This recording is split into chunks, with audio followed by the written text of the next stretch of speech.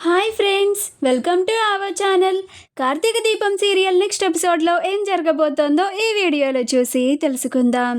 ఇంకా ఎన్ని తప్పులు చేస్తావు జ్యోత్స్న అని అన్న దశరథ అసలు ఏం జరిగింది అని తెలుసుకోవడానికి ఈ వీడియోని స్కిప్ చేయకుండా ఎండ్ వరకు చూసేయండి. జ్యోత్స్న కాల్లో మాట్లాడుతూ ఉంటుంది. అదంతా దశరథ వింటూ ఉంటాడు. జ్యోత్స్న కాల్ కట్ చేసే టైంకి అప్పుడు దశరథ వచ్చి ఇంకా ఎన్ని తప్పులను చేస్తావు జ్యోత్స్న అని అంటాడు. ఆ మాట విని జ్యోత్స్న ఆశ్చర్యపోతుంది. ఇదేంటి డాడీ నేను కాల్లో మాట్లాడిందంతా వినేశాడా అని కంగారు పడిపోతూ ఉంటుంది. అప్పుడు దశరథ జ్యోత్స్న దగ్గరికి వచ్చి, చెప్పు జ్యోత్స్న, ఒక తప్పుని కప్పుపుచ్చుకోవడానికి ఇలా తప్పుల మీద తప్పులు చేసుకుంటూ పోతావా అని అంటాడు. అప్పుడు జ్యోత్స్న అసలు డాడీ దేని గురించి మాట్లాడుతున్నారు అని అనుకుంటూ, అసలు దేని గురించి మాట్లాడుతున్నారు డాడీ మీరు, నాకేమీ అర్థం కావడం లేదు అని అంటుంది. అప్పుడు దశరథ అర్థం కావడం లేదా నీకు అని అంటాడు. అప్పుడు జ్యోత్స్న అవును డాడీ అని అంటుంది. అప్పుడు దశరథ నిజంగానే నేను దేని గురించి మాట్లాడుతున్నానో నీకు అర్థం కావడం లేదా జ్యోత్స్న అని అంటాడు. అప్పుడు జ్యోత్స్న ఇలా అడిగిన ప్రశ్ననే 2 సార్లు అడిగితే దానికి ఆ సమాధానం దొరకదు డాడీ అని అంటుంది. అప్పుడు దశరథ ఇలా అబద్ధాలని 2 సార్లు చెప్పినా కానీ అది నిజమైపోదు కదా జ్యోత్స్న అని అంటాడు.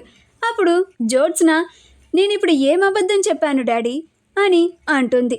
అప్పుడు దశరథ నీకు తెలియదా జ్యోత్స్న నువ్వు ఏం అబద్ధం చెప్తున్నావో అని అంటాడు.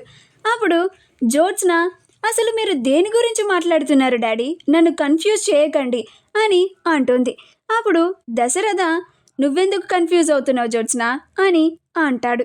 అప్పుడు జ్యోత్స్న మీరేమన్నా అడగాలనుకుంటే అది క్లారిటీగా అడగండి డాడీ అని అంటుంది. అప్పుడు దశరథ సరే నేను అడిగే ప్రశ్నలోనే క్లారిటీ లేదు, నేరుగా సూటిగా అడుగుతున్నాను చెప్పు అని అంటాడు.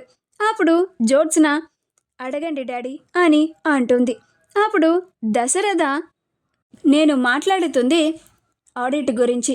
అకౌంట్స్ కొన్ని రోజుల నుండి సరిగ్గా ఉండడం లేదు, ఆ విషయాన్ని నువ్వు పట్టించుకోవడం లేదు. నాన్నగారు నిన్ను నమ్మి సీఈఓని చేశారు, కానీ నువ్వు ఆ బాధ్యతల్ని సక్రమంగా నిర్వర్తించడం లేదు. ఒక పదవిని సంపాదించుకోవడం కష్టమే, అది మరొకరు మన పైన పెట్టుకున్న నమ్మకం కూడా.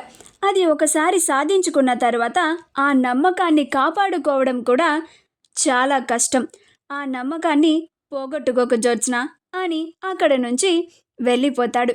అప్పుడు జ్యోత్స్న డౌటే లేదు, దాసు విషయంలో డాడీకి నా పైన అనుమానం వచ్చింది అని అనుకుంటూ ఉంటుంది. నేను ఇక నుంచి ఆ దాసు గురించి కాస్త పక్కన పెట్టి ఆ ఆడిట్ విషయం గురించి పట్టించుకోవాలి, లేకపోతే ఇంట్లో కూడా నాకు సపోర్ట్ ఉండదు. ఇంట్లో నాకు సపోర్ట్ లేకపోతే నేనేమీ చెయ్యలేను. ఆ తరువాత ఆ దాసు గురించి దీప గురించి ఆలోచిస్తాను.